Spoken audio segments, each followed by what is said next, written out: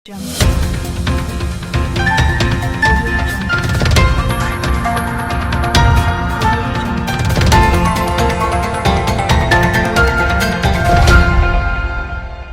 Jungle. We want justice. We want justice. 1 2 3 4 बंद करो ये अत्याचार. 1 2 3 4 बंद करो ये अत्याचार. We want justice. Okay sir, thank you. बाकी की सूचनाएं रात को दी जाएगी. Thank you sir. व्हाट्सएप पर सर थाने पे आ गए.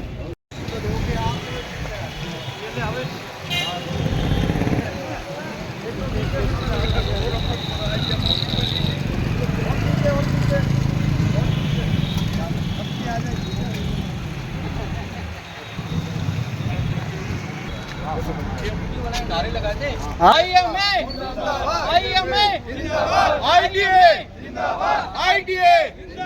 We want justice. We want justice.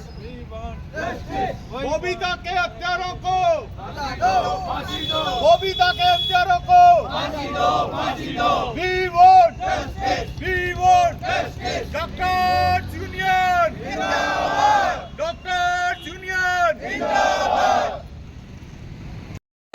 जिंदा है. हम शर्मिंदा है.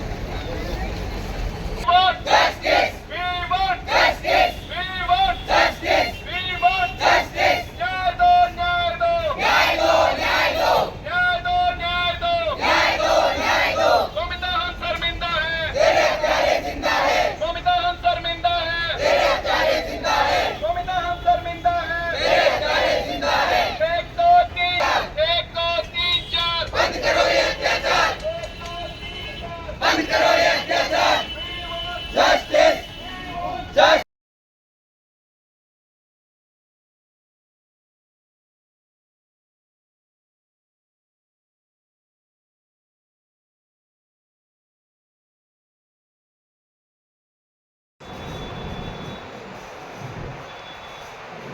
ये जितने भी डॉक्टर हैं अपने मरीजों को देखना छोड़कर सड़कों पर आए हैं, इसका मतलब साफ है कि कुछ न कुछ तो विशेष बात है.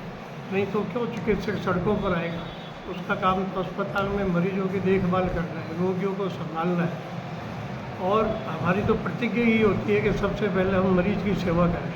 पर ये परिस्थितियाँ ऐसी होती जा रही है. और अभी फ़िलहाल 5 दिन पहले ही कलकत्ता के RG कार मेडिकल कॉलेज में एक ड्यूटी डॉक्टर, लेडी डॉक्टर जो पोस्ट ग्रेजुएशन की पढ़ाई कर रही है, यानी MBBS कर चुकी है, पोस्ट ग्रेजुएशन कर रही है, वो उसकी नाइट ड्यूटी थी. बाकायदा वो नाइट ड्यूटी कर रही थी. रेस्ट करने के लिए थोड़ी देर कमरे में गई और वहाँ पर कुछ दरिंदे बैठे थे. उन्होंने उसको अकेली देख के उसको दबोच लिया. 4 आदमियों ने मिलके उसको मारा, पीटा और उसके साथ बलात्कार किया. और बलात्कार के साथ में इतना ज़्यादा उसको मारा पीटा कि उसके कूल्हे की हड्डी, गर्दन की हड्डी तोड़ दी. और उसके बाद में बड़े आराम से वो वहाँ जा कर के बाहर निकल गए. जब ये सूचना बाहर तक गई तो किसी ने तवज्जो नहीं दी.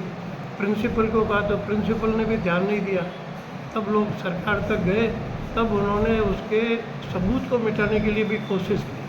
हाईकोर्ट में गए वकीलों के माध्यम से, तो हाईकोर्ट ने जवाब दिया कि तुरंत ही कल्प्रिट को पकड़ो और ये कार्रवाई CBI को सौंपी जाए.